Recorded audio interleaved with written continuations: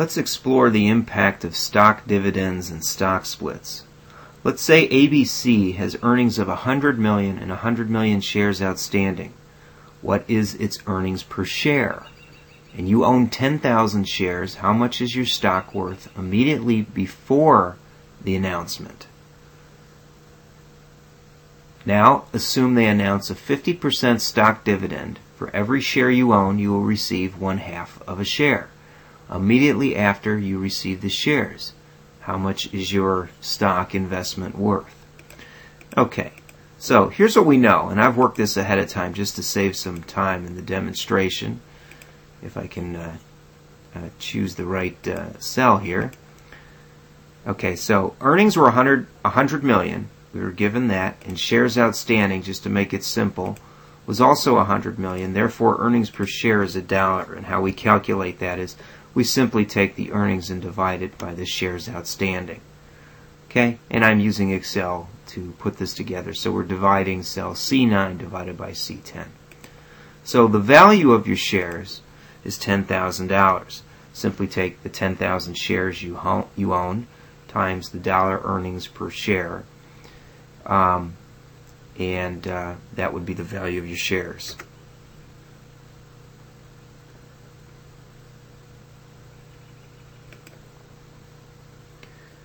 Okay, now, since we're talking about earnings per share, just for sake of simplicity, we're going to assume that the market price is equal to the earnings per share. In other words, we're simply going to assume that 100% of the earnings are distributed to the owners. Okay, so for sake of this illustration, earnings per share is equal to the market price per share.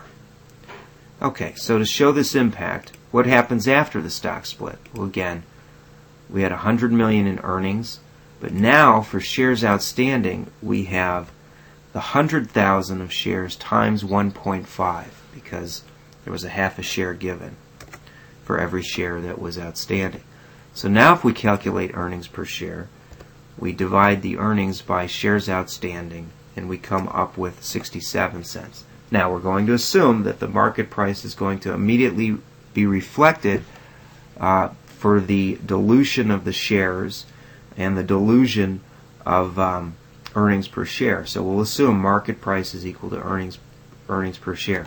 So what's the value of our 15,000 shares now? And by the way, it's 15,000 shares because we had 10,000, and we received 1/2 a share